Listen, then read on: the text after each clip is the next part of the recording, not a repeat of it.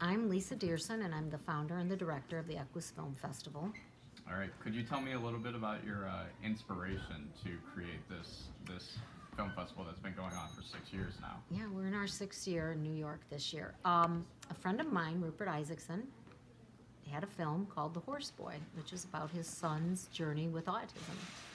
And I felt that everybody needed to see what families go through with autistic children, and then how horses were completely responsible for helping his son come back and reconnect with the world. And so I wanted everyone to see that, and Rupert was coming into town doing a horse expo for me, and I have a friend who owns a theater, and I asked him if we could show that film at the theater, and he told me we could, and so we said, well, what if I get a few more films? He said, okay, I'll get you a projectionist. And so I had started out with about 30 films the first year, and then we moved on to New York the next year, and have been doing it in New York City ever since. Wow. So that first film about the boy with autism, that kind of speaks a little bit to the idea of the horse as a healer. Yes. Could you tell me more about that concept and just expand on it a little bit?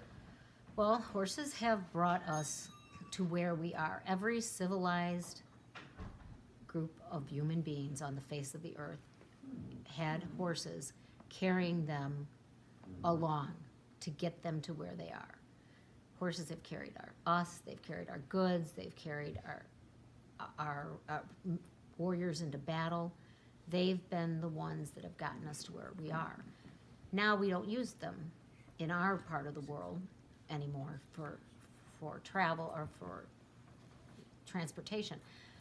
Now I feel that the horses are their part and their mission, or what they're doing here to do for us is to help heal us, to help connect us back to the earth, to connect us back to what will ground us and help heal us again from. I see documentaries where they're using horses with children with autism, with girls that have been rescued from the sex trafficking industry, with Wounded Warrior. Horses are used all the time now in helping soldiers with PTSD come back and reconnect.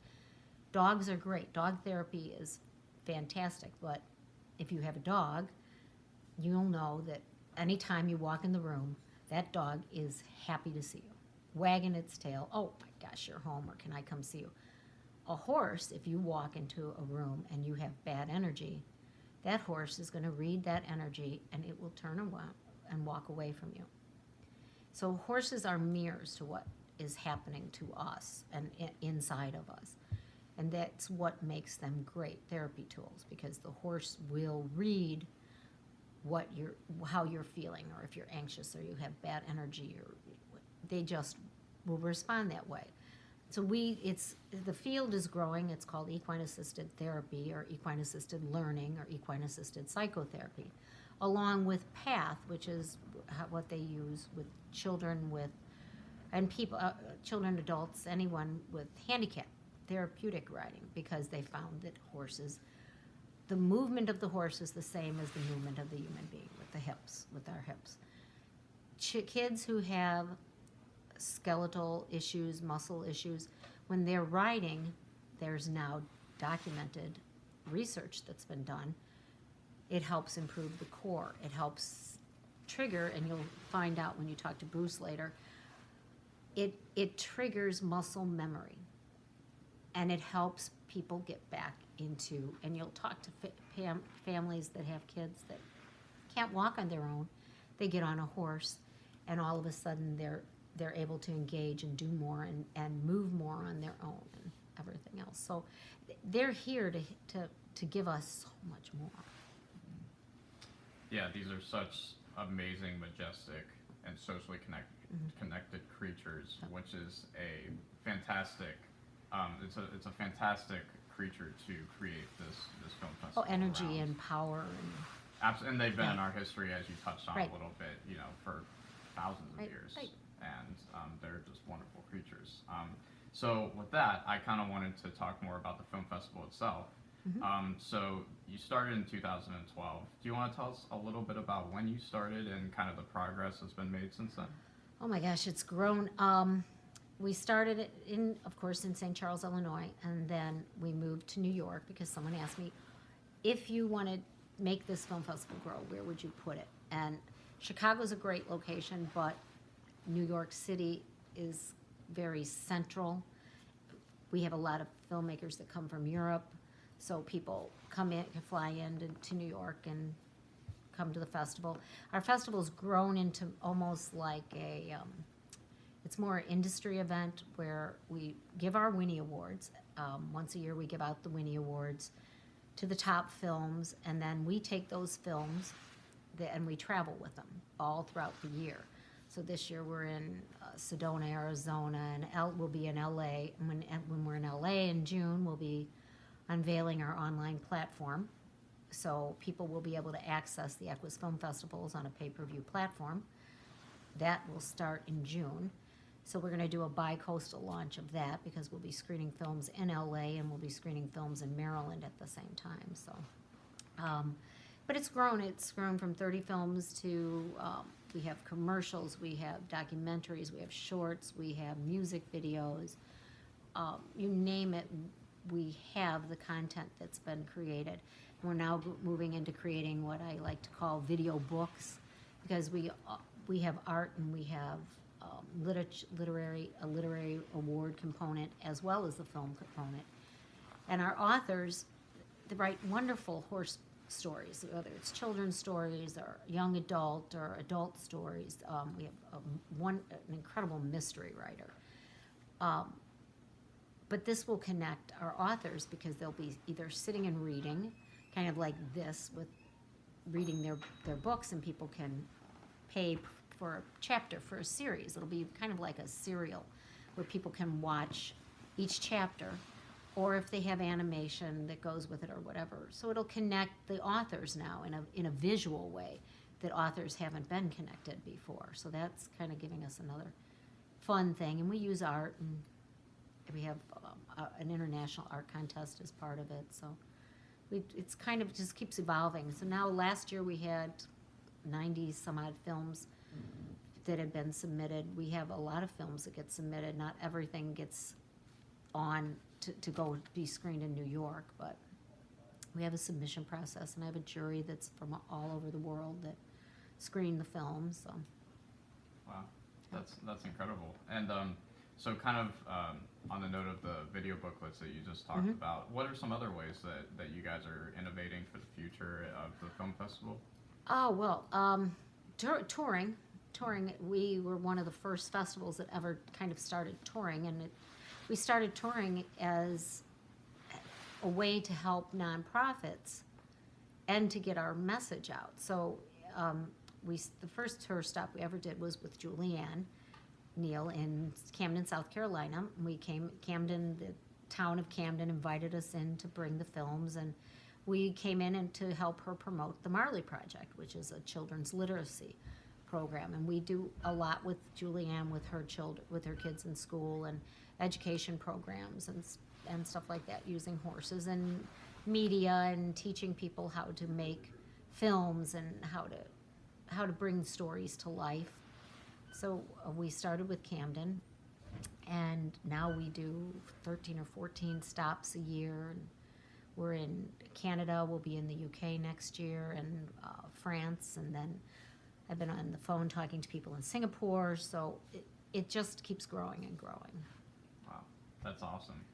Well, it's fun. Thank you for all that great information. Is there anything else you want to add? No, come and watch the rest of the films tonight, this afternoon. We have a hometown boy, Kurt Kalija. I know I messed that up, but he has The Wild Ponies of Chincoteague, which we're screening tonight, which is a great documentary, and it addresses depression. A young girl who's suffering from depression has always wanted a Chincoteague pony, and it's the story of the auction. And for me, I think the Chincoteague model, which the fire department has been handling since the 1920s, have been rounding up the ponies and swimming them across, and then they auction the young horses every year.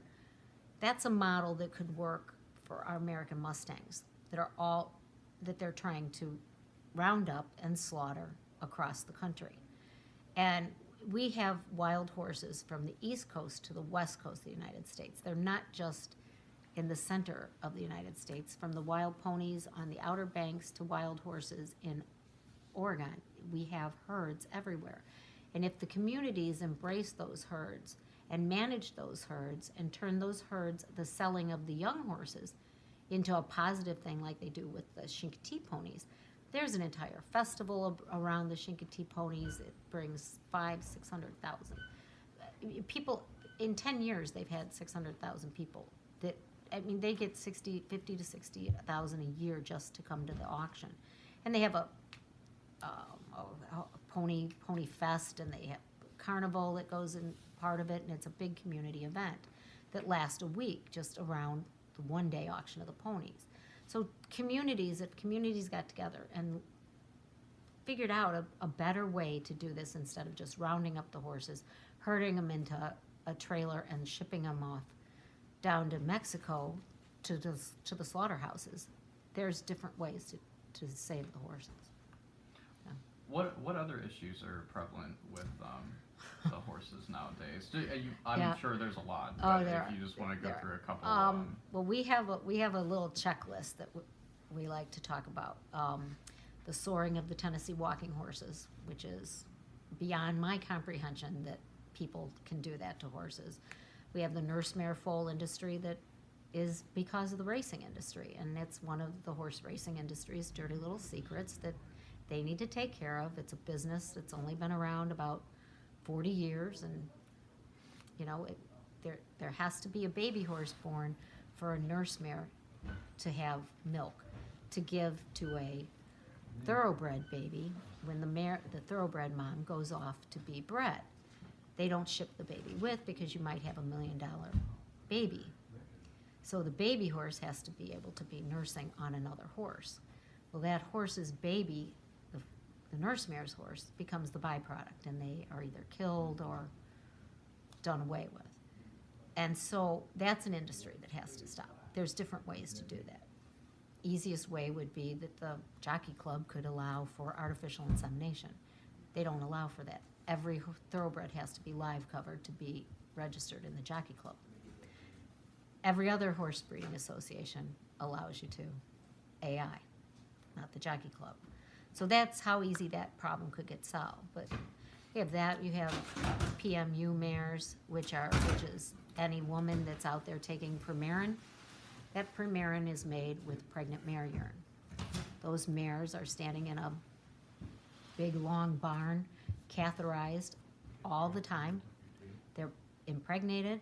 They stand in a standing stall. They stand there. They eat and they pee, and their pee is collected, and it's turned into Premarin. All Premarin products, whether it's a lotion, whether it's a pill, no matter what. And then when that mare goes through 11 months and has that foal again is a byproduct, just like it is with the nurse mare foals. And those foals are either destroyed, or there's groups now that go out and save those particular foals. But they've pretty much, so the drug industry has pretty much so moved those foals, or those productions of PMU, to China, so that people can't get in and do were secretly videotaping and going in, and that's how they would get the footage. And most of the farms were up in Canada, and they've now moved everything pretty much so to China.